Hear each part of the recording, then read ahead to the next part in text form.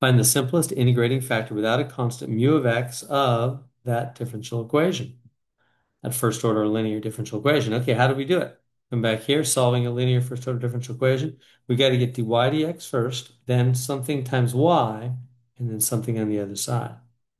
So that means I'm going to have to grab the whole y term, jump that over, so I have minus x y prime minus 6x plus 3y equals x e to the x. That good so far? I got the y term on the left side. That made it negative. Whenever something jumps to the other side, it changes sign, right? What I really did there is I subtracted 6x plus 3y from both sides, right?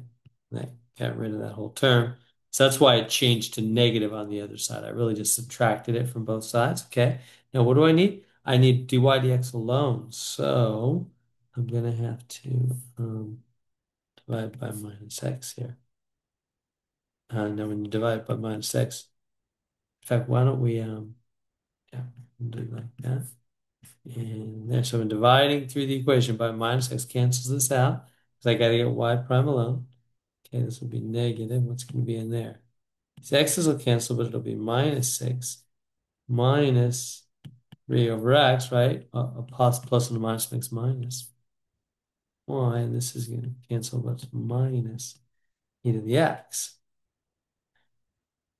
Okay, now here's what I would do. I would let, this is a minus, I'd let that distribute on through. So it's y prime plus 6 plus 3 over x y equals minus e to the x, okay? So we've got this thing in standard form now. You got a y prime, we got something times y and something over here. So now, right? Y prime, something times y, something over here. That something times y is called p of x. So let's circle that and call that p of x. This right here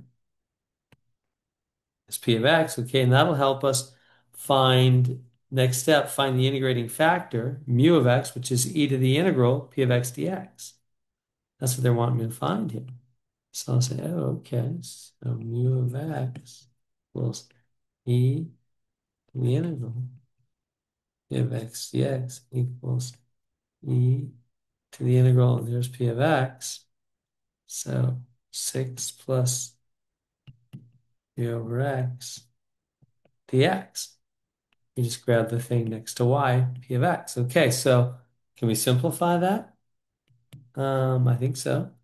If we integrate the 6 first off, it's going to be 6x, right? Because the derivative of 6x can go right back to 6, so this must be the antiderivative. Now, what about 3 over x? That's going to be 3 natural log of x, isn't it?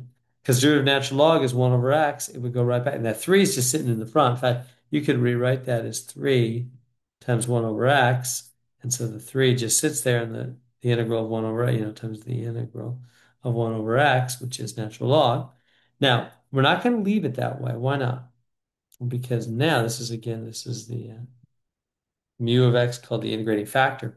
We're going to write that e to the 6x times e to the 3 natural log x. Make that natural log better there.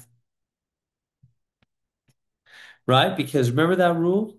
If you have powers, like if you had x squared times x cubed, they add to be x to the fifth, don't they? The 2 and the 3 add. Well, this and this would add to go back to be the power for one thing. Like this is for 1x. So it's the same thing. I just did that like that. Now, why do I want to do that? One more thing. Now, there's another property of logs. Do you remember that 3 power can come up there and be x to the third? That's a log property. Whenever you have a number multiplied by a log or natural log, it can go up and become the power. Okay, so what does that give me? E to the 6x times e to the natural log of x cubed. And why is that so great? Because now these can cancel. Now that they're right next to each other and nothing in between, they can cancel. So we have e to the 6x times x cubed because the e and the ln canceled out, right? And so there we go. There's the integrating factor, e to the 6x, x cubed. E to the 6x, x cubed. So we found it. We would, if we were solving a complete problem, we would then go on from there to finish the rest of the question. But that's all we're going to do on this one. There we go.